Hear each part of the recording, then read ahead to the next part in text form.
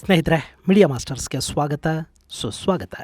ಗೆಳೆಯರೆ, ಮಧ್ಯಪ್ರಾಚ್ಯದ ಸಂಘರ್ಷ ಅರಬ್ ದೇಶಗಳ ಪಾಲಿಗೆ ಬಿಸಿ ತುಪ್ಪ ಆಗ್ತಾ ಇದೆ. ಇರಾನ್ನಲ್ಲಿ ರೆಜಿಮ್ ಚೇಂಜ್ ಆಗದೇ ಇದ್ದರೆ ಅವರ ಪ್ರಾಕ್ಸಿಗಳು ಅರಬ್ ದೇಶಗಳಲ್ಲಿ ಮಾರಣ ಹೋಮವನ್ನು ಮಾಡ್ತಲೇ ಹೋಗ್ತಾರೆ.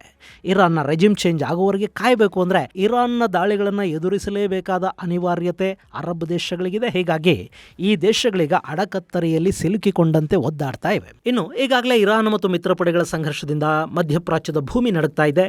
ಇಸ್ರೇಲ್ ಮಾಡಿರೋ ಬಾಂಬಿಂಗ್ನಿಂದ ತೆಹರಾನ್ನಲ್ಲಿ ಭೂಕಂಪದ ಅನುಭವ ಆಗಿದೆ. ತೆಹರಾನ್ ಯೂನಿವರ್ಸಿಟಿ ಬಳಿ ಹಾಗೂ ಕೆಲ ಜನವಸತಿ ಪ್ರದೇಶಗಳ ಮೇಲೆ ಕೂಡ ಬಾಂಬಿಂಗ್ ಆಗಿದೆ ಅಂತ ಹೇಳ್ತಾ ಇದ್ದಾರೆ. ಇದರ ಜೊತೆ ಇರಾನ್ಗೆ ಸೇರಿದ ಮಿಲಿಟರಿ ಅಕಾಡೆಮಿ ಮೇಲೆ ಕೂಡ ಇಸ್ರೇಲ್ ದಾಳಿಗಳನ್ನು ಮಾಡಿದೆ. ಹಾಗೇನೆ ಕಳೆದ ರಾತ್ರಿ ಇರಾನ್ ಇಸ್ರೇಲ್ನ ಟೆಲ್ ಅವೀವ್ ಮೇಲೆ ಕ್ಲಸ್ಟರ್ ಬಾಂಬ್ ಅನ್ನು ಹಾಕಿದೆ.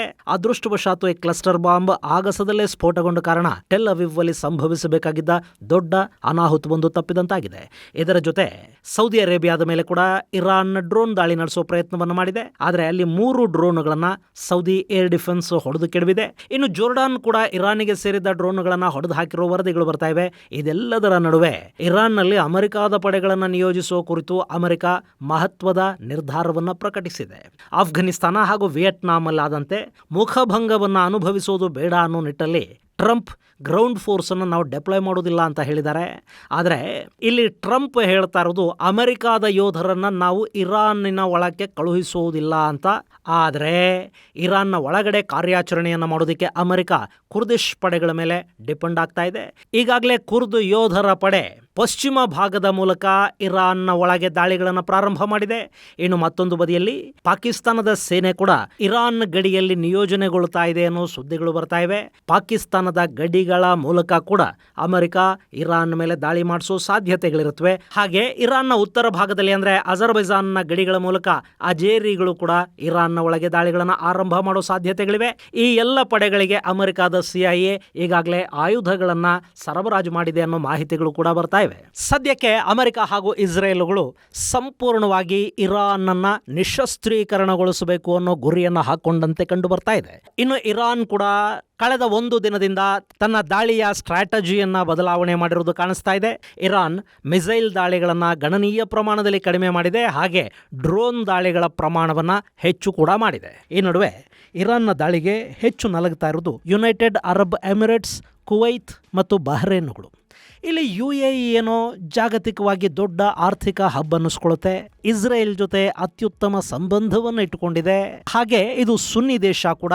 ಹೀಗಾಗಿ ಅವ್ರ ಮೇಲೆ ಇರಾನ್ ದಾಳಿ ಒಂಥರ ಪ್ರತೀಕಾರಾತ್ಮಕ ದಾಳಿಯಾಗಿ ಕಾಣಬಹುದು. ಆದರೆ ಬಹ್ರೇನ್ ಏನು ಮಾಡ್ತು? ಹಾಗೆ ನೋಡಿದರೆ ಅಲ್ಲಿನ ಮುಸ್ಲಿಮರಲ್ಲಿ ಅರ್ಧದಷ್ಟು ಶಿಯಾಗಳಿದ್ದಾರೆ. ಹೀಗಿರುವಾಗ ಇರಾನ್ನ ಕಣ್ಣು ಬಹ್ರೇನ್ ಮೇಲೆ ಬಿದ್ದಿರೋದು ಯಾಕೆ?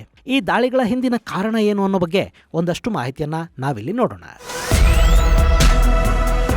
ಗೆಳೆಯರೆ, ಫೆಬ್ರವರಿ 28ನೇ ತಾರೀಕು ಅಮೆರಿಕ ಹಾಗೂ ಇಸ್ರೇಲ್ಗಳ ಜಂಟಿ ದಾಳಿಯಲ್ಲಿ ಇರಾನಿನ ಸರ್ವೋಚ್ಚ ನಾಯಕ ಖಮೇನಿಯ ಅಂತ್ಯ ಆಯಿತು. ಆ ದಾಳಿ ನಂತರ ಇರಾನ್ ಹುಚ್ಚಿಗೆ ಬಿದ್ದಿದೆ. ತನ್ನ ಬಳಿ ಇದ್ದ ಮಿಸೈಲ್ಗಳು ಹಾಗೂ ಡ್ರೋನ್ಗಳನ್ನು ಹುಚ್ಚಾಪಟ್ಟೆ ಹಾರಿಸ್ತಾ ಹೋಗ್ತಾ ಇದೆ. ಅದರ ಪರಿಣಾಮ ತೀವ್ರವಾಗಿ ಉಂಟಾಗ್ತಾ ಇರೋದು ಅರಬ್ ದೇಶಗಳ ಮೇಲೆ. ಅದರಲ್ಲೂ Kuwait, Bahrain, Qatar, UAE, Saudi Arabia, Jordan, ಒಮನ್ಗಳ ಜೊತೆ ಇಸ್ರೇಲ್ ಕೂಡ ಭಯಾನಕ ಪ್ರಮಾಣದಲ್ಲಿ ಘಾಸಿಗೀಡಾಗ್ತಾ ಹೋಯಿತು. ಅಲ್ಲಿ ಇರಾನ್ನ ಮಿಸೈಲ್ ಹಾಗೂ ಡ್ರೋನ್ಗಳ ಪೈಕಿ 98% ಅಮೆರಿಕ ಹಾಗೂ ಅದರ ಮಿತ್ರ ಪಡೆಗಳ ಏರ್ ಡಿಫೆನ್ಸ್ಗಳು ಹೊಡೆದು ಹಾಕಿದ್ವು. ಇನ್ನುಳಿದ 2% ಮಿಸೈಲ್ ಮತ್ತು ಡ್ರೋನ್ಗಳು ಅರಬ್ ದೇಶಗಳ ಮೇಲೆ ಬಿದ್ದು. ಅದರಿಂದ ಅಲ್ಲಿ ಸಾಕಷ್ಟು ಹಾನಿ ಕೂಡ ಉಂಟಾಯಿತು. ಈ ಕ್ಷಣಕ್ಕೂ ಕೂಡ ಇರಾನ್ ಅರಬ್ ದೇಶಗಳನ್ನು ಟಾರ್ಗೆಟ್ ಮಾಡಿಕೊಂಡೇ ದಾಳಿಗಳನ್ನು ಮಾಡ್ತಾ ಇದೆ. ಆದರೆ ಅವರ ದಾಳಿಯಲ್ಲಿ ಗಮನಿಸಬೇಕಾದ ಅಂಶ ಅಂದರೆ ಇರಾನಿನ ದಾಳಿಗಳು ಅತಿ ಹೆಚ್ಚಿನ ಪ್ರಮಾಣದಲ್ಲಿ ಆಗ್ತಾ ಇರೋದು ಯುನೈಟೆಡ್ ಅರಬ್ ಎಮಿರೇಟ್ಸ್ ಮತ್ತು ಬಹ್ರೇನ್ ಮೇಲೆ. ಅದರಲ್ಲೂ ಬಹ್ರೇನ್ ಅನ್ನೋ ಪುಟ್ಟ ದೇಶದ ಮೇಲೆ ಇರಾನ್ನ ದಾಳಿ ಹೆಚ್ಚಾಗಿದೆ. ಅದಕ್ಕೆ ಕಾರಣ ಏನು ಅನ್ನೋ ಕುತೂಹಲ ಕೂಡ ಹೆಚ್ಚಾಗ್ತಾ ಹೋಗ್ತಾ ಇದೆ. ಈ ಪ್ರಶ್ನೆಗಳಿಗೆ ಉತ್ತರ ಹುಡುಕೋದಕ್ಕೂ ಮುನ್ನ ಅರಬ್ ಜಗತ್ತಿನ ಈ ಪುಟ್ಟ ದೇಶದ ಬಗ್ಗೆ ನಿಮಗೊಂದಷ್ಟು ಮಾಹಿತಿಯನ್ನು ಕೊಟ್ಟುಬಿಡ್ತೀನಿ. ಇದೆಲ್ಲದರ ನಡುವೆ ನಿಮಗೊಂದು ಮಾಹಿತಿಯನ್ನು ಕೊಡೋದಿದೆ. ಇದೇ ಏಪ್ರಿಲ್ 8ನೇ ತಾರೀಕು 7 ಸ್ಯಾಂಡ್ಸ್ ಟೂರಿಸಂ ಕಂಪನಿ ಕಾಶಿ ಅಯೋಧ್ಯೆಗೆ ಮತ್ತೊಂದು ಟ್ರಿಪ್ ಅನ್ನು ಆಯೋಜಿಸಿದೆ. 39,500 ರೂಪಾಯಿಗೆ ನಿಮ್ಮನ್ನ ಕಾಶಿ, ಅಯೋಧ್ಯೆ, ತ್ರಿವೇಣಿ ಸಂಗಮ, ಗಯಾ, ಬೋಧ ಗಯಾಗೆ ಕರ್ಕೊಂಡು ಹೋಗ್ತಾರೆ. ಈ ಪ್ಯಾಕೇಜಲ್ಲಿ ಫ್ಲೈಟ್ ಟಿಕೆಟ್ಸ್ ಇರುತ್ತೆ, 3 ಸ್ಟಾರ್ ಹೋಟೆಲಲ್ಲಿ ಸ್ಟೇ ಇರುತ್ತೆ, ಊಟ ತಿಂಡಿ ವ್ಯವಸ್ಥೆಗಳನ್ನು ಅವರೇ ಮಾಡ್ತಾರೆ, ಸಲೀಸಾಗಿ ದೇವರ ದರ್ಶನ ಆಗುತ್ತೆ, AC ಟ್ರಾನ್ಸ್ಪೋರ್ಟ್ ವ್ಯವಸ್ಥೆ ಇರುತ್ತೆ, ಬೋಟಿಂಗ್ ಮತ್ತು ಆಟೋ ಚಾರ್ಜಸ್ ಅನ್ನು ಕೂಡ ಅವರೇ ನೋಡ್ಕೋತಾರೆ, 24x7 ಟೂರ್ ಮ್ಯಾನೇಜರ್ ಅಸಿಸ್ಟೆನ್ಸ್ ಅನ್ನು ಕೊಡಲಾಗುತ್ತೆ. ಹಿರಿಯ ನಾಗರಿಕರ ವಿಷಯದಲ್ಲಿ ವಿಶೇಷ ಕಾಳಜಿಯನ್ನು ಕೂಡ ತಗೋತಾರೆ. ಹೊರಡೋ ದಿನ ಏಪ್ರಿಲ್ 8. ಕೆಲವೇ ಸೀಟುಗಳಿವೆಯಂತೆ. ಆಸಕ್ತರು 7022848666 7022848666 ನಂಬರ್ಗೆ ಕರೆ ಮಾಡಿ ನಿಮ್ಮ ಸೀಟನ್ನು ಕನ್ಫರ್ಮ್ ಮಾಡ್ಕೊಳ್ಳಿ.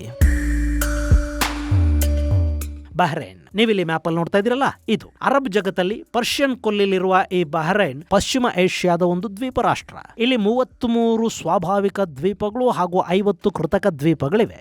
ಕತಾರ್ ಮತ್ತು ಸೌದಿ ಅರೇಬಿಯಾಗಳ ಜೊತೆ ಇದು ಜಲಗಡಿಯನ್ನ ಹಂಚಿಕೊಳ್ಳುತ್ತೆ.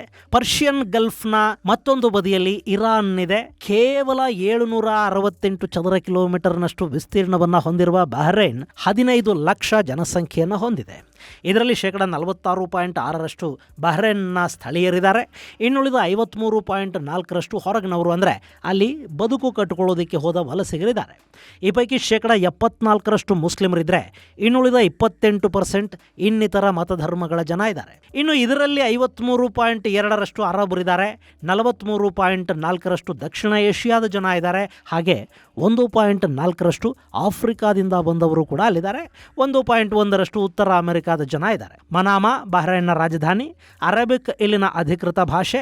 ಈ ಬಹ್ರೈನ್ ತೈಲವನ್ನಷ್ಟೇ ನಂಬಿಕೊಂಡು ಕೂತಿಲ್ಲ. ಹಾಗೆ ನೋಡಿದರೆ ಬಹ್ರೈನ್ನಲ್ಲಿ 169 ಮಿಲಿಯನ್ ಬ್ಯಾರಲ್ಗಳಷ್ಟು ತೈಲ ಇದೆ ಅನ್ನೋದು ಖಚಿತ ಆಗಿದೆ. ಅಲ್ಲಿ ಪ್ರತಿದಿನ 1.25 ರಿಂದ 2 ಲಕ್ಷ ಬ್ಯಾರಲ್ವರೆಗೆ ತೈಲವನ್ನು ಹೊರತೆಗಿತಾ ಇದ್ದಾರೆ. ಹಾಗೆ 2018ರಲ್ಲಿ ಸಿಕ್ಕಿರೋ ಹೊಸ ತೈಲ ನಿಕ್ಷೇಪಗಳಲ್ಲಿ 1 ಬಿಲಿಯನ್ ಬ್ಯಾರಲ್ಗಳಷ್ಟು ತೈಲ ಇದೆ ಅನ್ನೋ ಮಾಹಿತಿ ಕೂಡ ಇದೆ. ಸೊ ಬಹ್ರೈನ್ ತೈಲದ ಮೇಲೆ ಬದುಕಬಹುದಾದಷ್ಟು ಶಕ್ತಿಯನ್ನು ಹೊಂದಿದೆ. ಆದರೂ ಅದು ಟೂರಿಸಂ ಹಾಗೂ ಬ್ಯಾಂಕಿಂಗ್ ಕ್ಷೇತ್ರದಲ್ಲಿ ಕೂಡ ತನ್ನ ಛಾಪನ್ನು ಮೂಡಿಸ್ತಾ ಇದೆ. ಬಹ್ರೈನ್ಗೆ ಇತಿಹಾಸದ ಪುಟಗಳಲ್ಲಿ ದೊಡ್ಡ ಸ್ಥಾನ ಇದೆ. ಮೆಸೊಪೊಟೇಮಿಯಾ ಹಾಗೂ ಸಿಂಧೂ ನದಿ ನಾಗರಿಕತೆಗಳ ಕಾಲದಲ್ಲಿ ಇಲ್ಲಿ ಜನ ವಾಸ ಮಾಡ್ತಾ ಇದ್ರು. ಅವರು ಈ ಎರಡೂ ಕಡೆಗಳಿಂದ ಒಂದಷ್ಟು ವಸ್ತುಗಳನ್ನು ಆಮದು ಮಾಡ್ಕೋತಾ ಇದ್ರು. ಜಾಗತಿಕ ವ್ಯಾಪಾರಗಳಲ್ಲಿ ತಮ್ಮನ್ನು ತಾವು ತೊಡಗಿಸಿಕೊಂಡಿದ್ರು ಅನ್ನೋ ಉಲ್ಲೇಖ ಇಲ್ಲಿ ಸಿಗುತ್ತೆ. ಆ ನಂತರ ಸುಮೇರಿಯನ್ ಹಾಗೂ ಬ್ಯಾಬಿಲೋನಿಯನ್ ಆಳ್ವಿಕೆಗೆ ಒಳಪಟ್ಟ ಬಹ್ರೈನ್ ಅಕೆಮೆನಿಡ್ ಸಾಮ್ರಾಜ್ಯದ ಅಂಕೆಗೆ ಕೂಡ ಒಳಪಡ್ತು. ಆ ನಂತರ ಗ್ರೀಕರ ಆಳ್ವಿಕೆಗೆ ಒಳಪಟ್ಟ ಬಹ್ರೈನ್ ಅದಾದ ಮೇಲೆ ಇಸ್ಲಾಮಿನ ಪ್ರಭಾವಕ್ಕೆ ಈಡಾಯಿತು. ಹೀಗೆ ಬಹ್ರೈನ್ ಅನ್ನೋದು ಇತಿಹಾಸದ ತಳಹದಿಯ ಮೇಲೆ ನಿರ್ಮಾಣ ಆಗಿರೋ ದೇಶ ಆಗಿದ್ದು, ಚಿಕ್ಕ ಭೂಪ್ರದೇಶವನ್ನು ಹೊಂದಿದ್ರೂ ಕೂಡ ಅರಬ್ ದೇಶಗಳಲ್ಲಿ ಹೆಚ್ಚಿನ ಪ್ರಭಾವವನ್ನು ಇದು ಹೊಂದಿದೆ ಅಂದರೆ ತಪ್ಪಲ್ಲ. ಇಂಥ ಬಹ್ರೈನ್ ಅರಬ್ ಜಗತ್ತಿನ ಪ್ರಮುಖ ನಿರ್ಧಾರಗಳಲ್ಲಿ ಭಾಗಿಯಾಗಿದೆ. ಅದರ ಪರಿಣಾಮವನ್ನು ಈಗ ಅವರು ಅನುಭವಿಸ್ತಾ ಇದ್ದಾರೆ. ಗೆಳೆಯರೆ, ಡೊನಾಲ್ಡ್ ಟ್ರಂಪ್ ಅಧ್ಯಕ್ಷರಾದ ಮೊದಲ ಅವಧಿಯಲ್ಲಿ ಇಸ್ರೇಲ್ ಹಾಗೂ ಅರಬ್ ದೇಶಗಳನ್ನು ಒಂದು ಮಾಡುವ ಹಾಗೂ ಅವರನ್ನು ಇರಾನ್ ವಿರುದ್ಧ ಒಗ್ಗೂಡಿಸುವ ಪ್ರಯತ್ನವನ್ನು ಟ್ರಂಪ್ ಮಾಡ್ತಾ ಹೋದರು. ಅದರ ಫಲವೇ ಅಬ್ರಹಾಮಿಕ್ ಅಕಾರ್ಡ್. ಈ ಅಕಾರ್ಡ್ಗೆ ಸಹಿ ಹಾಕಿದ ಮೊದಲ 2 ಅರಬ್ ದೇಶಗಳು ಅಂದರೆ ಅದು ಯುನೈಟೆಡ್ ಅರಬ್ ಎಮಿರೇಟ್ಸ್ ಮತ್ತು ಬಹ್ರೈನ್. ಅಂದರೆ ಇರಾನ್ ವಿರುದ್ಧ ಮತ್ತು ಇಸ್ರೇಲ್ ಜೊತೆಗಿನ ಕೂಟಕ್ಕೆ ಬಹ್ರೈನ್ ಸಹಿ ಹಾಕಿದೆ ಅನ್ನೋ ಸಿಟ್ಟು ಇರಾನ್ಗೆ ದೊಡ್ಡ ಪ್ರಮಾಣದಲ್ಲೇ ಇತ್ತು. ಅಲ್ಲದೆ 1994ರಲ್ಲಿ ಜೋರ್ಡಾನ್ ಅದು ಇಸ್ರೇಲ್ನ ಸಾರ್ವಭೌಮತ್ವವನ್ನು ಒಪ್ಪಿದ ಅರಬ್ ನೆಲದ ಮೊದಲ ದೇಶ ಅಂತ ಕೂಡ ಅನ್ನಿಸ್ಕೊಳ್ತು. ಆ ಬಳಿಕ ಇಸ್ರೇಲನ್ನು ಒಪ್ಪಿಕೊಂಡ 2ನೇ ಅರಬ್ ದೇಶ ಅಂದರೆ ಅದು ಬಹ್ರೈನ್. ಸೊ ಬಹ್ರೈನ್ ಇಸ್ರೇಲ್ ಜೊತೆ ಉತ್ತಮ ಸ್ನೇಹ ಸಂಬಂಧಗಳನ್ನು ಇಟ್ಕೊಂಡಿದೆ. ತಾನು ಇಸ್ರೇಲಿನ ನಾಶವನ್ನು ಬಯಸ್ತಾ ಇರುವಾಗ ಮತ್ತೊಂದು ಅರಬ್ ದೇಶ ಇಸ್ರೇಲ್ ಜೊತೆ ನಿಲ್ತಾ ಇದೆ ಅನ್ನೋ ಸಿಟ್ಟು ಇರಾನ್ಗೆ ಭಯಾನಕ ಪ್ರಮಾಣದಲ್ಲಿದೆ. ಇದೇ ಮನಸ್ಥಿತಿಯನ್ನೇ ಇರಾನ್ UAE ವಿರುದ್ಧ ಕೂಡ ತೋರಿಸ್ತಾ ಇರೋದು. ಯಾಕೆಂದರೆ ಯುನೈಟೆಡ್ ಅರಬ್ ಎಮಿರೇಟ್ಸ್ ಕೂಡ ಇಸ್ರೇಲ್ ಜೊತೆ ಉತ್ತಮ ಸ್ನೇಹ ಸಂಬಂಧಗಳನ್ನು ಇಟ್ಕೊಂಡಿದೆ. ಅವರು ಅಬ್ರಹಾಮಿಕ್ ಅಕಾರ್ಡ್ಗೆ ಸಹಿ ಹಾಕಿದ್ದಾರೆ. ಈ ಕಾರಣಕ್ಕೆ ಇರಾನ್ ಈ 2 ದೇಶಗಳ ಮೇಲೆ ದೊಡ್ಡ ಪ್ರಮಾಣದ ದಾಳಿಗಳನ್ನು ಮಾಡ್ತಾ ಇದೆ. ಇನ್ನು ಇಲ್ಲಿ ಬಹ್ರೈನ್ನ ವಿಷಯದಲ್ಲಿ ಗಮನಿಸಬೇಕಾದ ಮತ್ತೊಂದು ಅಂಶ ಅಂದರೆ ಬಹ್ರೈನ್ ಅನ್ನೋದು ಅಮೆರಿಕಾದ ನೌಕಾಪಡೆಯ 5th ಫ್ಲೀಟ್ನ ಕೇಂದ್ರ ಅಂತ ಕೂಡ ಗುರುತಿಸ್ಕೊಳ್ತಾ ಇದೆ. ಅಂದರೆ ಬಹ್ರೈನ್ನಿಂದಲೇ ಅಮೆರಿಕ ನೌಕಾಪಡೆ ಪರ್ಷಿಯನ್ ಗಲ್ಫ್, ಕೆಂಪು ಸಮುದ್ರ, ಅರಬ್ಬಿ ಸಮುದ್ರ ಹಾಗೂ ಹಿಂದೂ ಮಹಾಸಾಗರದ ಕೆಲ ಭಾಗಗಳನ್ನು ಕಂಟ್ರೋಲ್ ಮಾಡ್ತಾ ಇದೆ. ಈ 5th ಫ್ಲೀಟ್ ಅಮೆರಿಕ ಸೆಂಟ್ರಲ್ ಕಮಾಂಡ್ಗೆ ರಿಪೋರ್ಟ್ ಮಾಡಿಕೊಳ್ಳುತ್ತೆ. ಇದು ಮಧ್ಯಪ್ರಾಚ್ಯದಲ್ಲಿ ಅಮೆರಿಕಾದ ಇರುವಿಕೆಗೆ, ಅದರಲ್ಲೂ ಅಮೆರಿಕಾದ ನೌಕಾಪಡೆಗೆ ಜಾಗ ಒದಗಿಸಿಕೊಟ್ಟಿದೆ.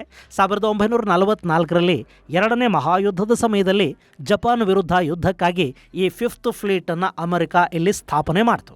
ಅಲ್ಲಿಂದ ಸುಮಾರು 2.5 ವರ್ಷಗಳಿಗೂ ಹೆಚ್ಚು ಕಾಲ ಇದು ಆಕ್ಟಿವ್ ಆಗಿತ್ತು. ಆನಂತರ ಅಮೆರಿಕ ಇದರ ಬಗ್ಗೆ ಹೆಚ್ಚು ಗಮನವನ್ನೇನು ಹರಿಸಿರಲಿಲ್ಲ. ಆದರೆ 1995ರ ಜುಲೈ 1ನೇ ತಾರೀಖಿನಿಂದ ಮತ್ತೆ ಅಮೆರಿಕ ಇದನ್ನು ಆಕ್ಟಿವ್ ಮಾಡ್ತು. ಈಗ 5th ಫ್ಲೀಟ್ ಸೆಂಟ್ಕಾಮ್ನ ಬಹುದೊಡ್ಡ ಶಕ್ತಿಯಾಗಿ ಗುರುತಿಸ್ಕೊಳ್ತಾ ಇದೆ. ಇರಾನಿಗಿದು ಬಹುದೊಡ್ಡ ಥ್ರೆಟ್ ಆಗಿ ಕೂಡ ಕಾಣಿಸ್ಕೊಳ್ಳುತ್ತೆ. ನೀವಿಲ್ಲಿ ಮ್ಯಾಪಲ್ಲಿ ನೋಡ್ತಾ ಇದ್ದೀರಲ್ಲ, ಇದು ಬಹ್ರೈನ್, ಇದರ ವಿರುದ್ಧ ದಿಕ್ಕಲ್ಲಿರೋದೇ ಇರಾನ್.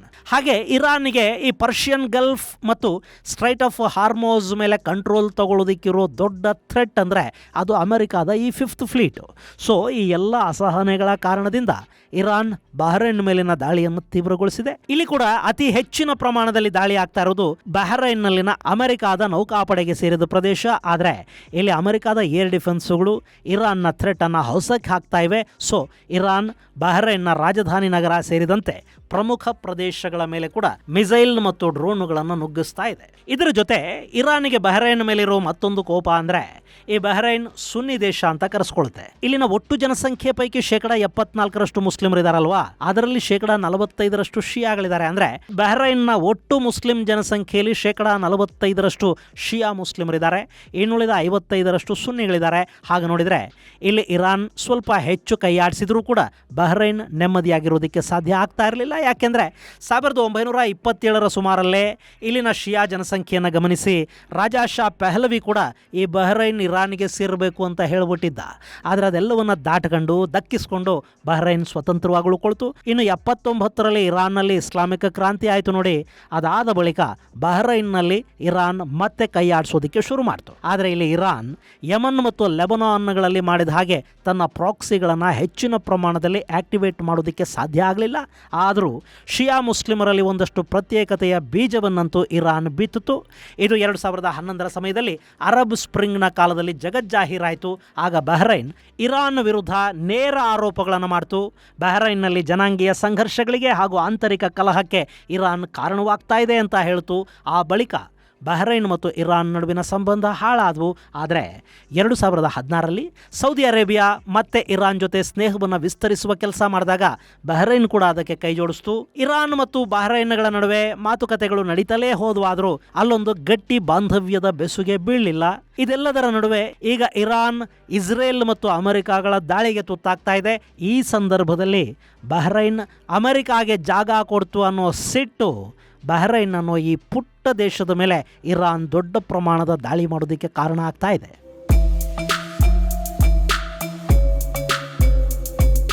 ಗೆಳೆಯರೆ, ಇಲ್ಲಿ ಹೇಗೆ ಇರಾನ್ ಬಹ್ರೈನ್ನ ನಾಶ ಮಾಡಬೇಕು ಅಂತ ಹೊರಟಿದೆಯೋ ಅದೇ ರೀತಿ ಅಮೆರಿಕ ಬಹ್ರೈನನ್ನು ಕಾಪಾಡೋದಕ್ಕೆ ಟೊಂಕ ಕಟ್ಟಿ ನಿಂತಿದೆ. ಯಾಕೆಂದರೆ ಅಮೆರಿಕದ ಸೇನೆಗೆ ಜಾಗ ಕೊಟ್ಟಿರೋ ಬಹ್ರೈನನ್ನು ಬಿಟ್ಟು ಕೊಟ್ಟುಬಿಟ್ರೆ ಅಮೆರಿಕದ ವಿಶ್ವಾಸಾರ್ಹತೆಗೆ ಧಕ್ಕೆ ಬರುತ್ತೆ.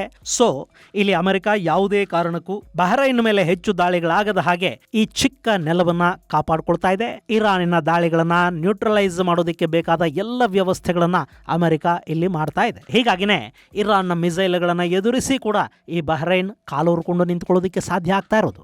ಸ್ನೇಹಿತರೆ, ಅರಬ್ ಜಗತ್ತು ಹಾಗೂ ಅಲ್ಲಿನ ರಾಜಕೀಯ ಇದೆ ನೋಡಿ, ಅದು ಹೊರಗಿನಿಂದ ನೋಡಿದಷ್ಟು ಸುಲಭ ಹಾಗೂ ಸರಳ ಅಲ್ಲ. ಅಲ್ಲಿನ ದೇಶಗಳ ಪ್ರತಿ ನಡೆಯ ಹಿಂದೂ ಒಂದಷ್ಟು ಲೆಕ್ಕಾಚಾರಗಳಿರುತ್ತವೆ. ಅಲ್ಲಿ ಅವರದ್ದೇ ಆದ ಹಿತಾಸಕ್ತಿಗಳಿರುತ್ತವೆ. ಅಸ್ತಿತ್ವದ ಪ್ರಶ್ನೆ ಇದೆ. ಅವರು ವ್ಯಾಪಾರಗಳನ್ನು ಮಾಡ್ಕೋಬೇಕಾಗಿದೆ. ಶ್ರೀಮಂತಿಕೆ ಅನ್ನೋದು ಅವರಲ್ಲಿ ಸಾಕಷ್ಟು ಬದಲಾವಣೆಯನ್ನೂ ತಂದಿದೆ. ಈ ಅರಬ್ ದೇಶಗಳು ಸುನ್ನಿ ದೇಶಗಳು. ಅವರು ಶಿಯಾ ಮುಸ್ಲಿಮರಿಂದ, ಶಿಯಾ ರಾಜಕೀಯದಿಂದ, ಇರಾನಿನ ಹಸ್ತಕ್ಷೇಪದಿಂದ ಸಾಕಷ್ಟು ಸಮಸ್ಯೆಗಳನ್ನು ಕೂಡ ಅನುಭವಿಸ್ತಾ ಇದ್ದಾರೆ. ಇಲ್ಲಿ ನಡೀತಿರೋದೊಂದು ರಾಜಕೀಯ ಸಂಘರ್ಷ.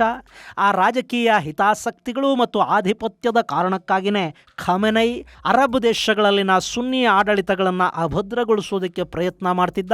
ಹೀಗಾಗಿ ಅರಬ್ ದೇಶಗಳು ಇರಾನ್ನ ವಿರುದ್ಧ ಸಿಡಿದೆದ್ದಿದ್ವು. ಖಮೆನೈ ಸಾವನ್ನ ಅರಬ್ ದೇಶಗಳು ಸಂಭ್ರಮಿಸ್ತಾ ಇವೆ. ಇದನ್ನು ಇವತ್ತು ಭಾರತ, ಬಾಂಗ್ಲಾದೇಶ, ಪಾಕಿಸ್ತಾನ ಮುಂತಾದ ದೇಶಗಳಲ್ಲಿ ನಿಂತು ಇರಾನಿನ ವಿಷಯದಲ್ಲಿ ಎದೆ ಬಡ್ಕತಾ ಇರುವ ಜನ ಇದಾರಲ್ಲ, ಇವರು ಅರ್ಥ ಮಾಡ್ಕೋಬೇಕಾಗಿದೆ. ಈ ವಿಷಯ ಅವರಿಗೆ ಅರ್ಥ ಆದ ದಿನ ಜಗತ್ತು ಸುಖ, ಸಂತೋಷ ಹಾಗೂ ಶಾಂತಿಗಳಿಂದ ಬಾಳೋದಿಕ್ಕೆ, ಬದುಕೋದಿಕ್ಕೆ ಸಾಧ್ಯ ಆಗುತ್ತೆ. ಇಲ್ಲಿ ಸಮುದಾಯಗಳು ಎಲ್ಲಿವರೆಗೆ ಜಗತ್ತು ತಮ್ಮನ್ನ ರಾಜಕೀಯ ಲಾಭಗಳಿಗಾಗಿ, ಅವರವರ ಹಿತಾಸಕ್ತಿಗಳಿಗಾಗಿ ಬಳಕೆ ಮಾಡ್ಕೋತಾ ಇದೆ ಅನ್ನೋದು ಅರ್ಥ ಮಾಡ್ಕೊಳ್ಳೋದಿಲ್ವೋ ಅಲ್ಲಿವರೆಗೆ ಅವರನ್ನ ಬದಲಾಯಿಸೋದಕ್ಕೆ ಯಾರಿಂದಲೂ ಸಾಧ್ಯ ಆಗೋದಿಲ್ಲ. ಇದು ಗೆಳೆಯರೆ, ಪುಟ್ಟ ದೇಶದ ಮೇಲೆ ಇರಾನಿಗಿರೋ ದ್ವೇಷ ಹಾಗೂ ಅದಕ್ಕಿರೋ ಕಾರಣಗಳ ಕುರಿತಾದ ಒಂದಷ್ಟು ಮಾಹಿತಿ. ಮುಂದಿನ ಸಂಚಿಕೆಯಲ್ಲಿ ಮತ್ತಷ್ಟು ವಿಶೇಷಗಳ ಜೊತೆ ಮತ್ತೆ ಭೇಟಿಯಾಗೋಣ.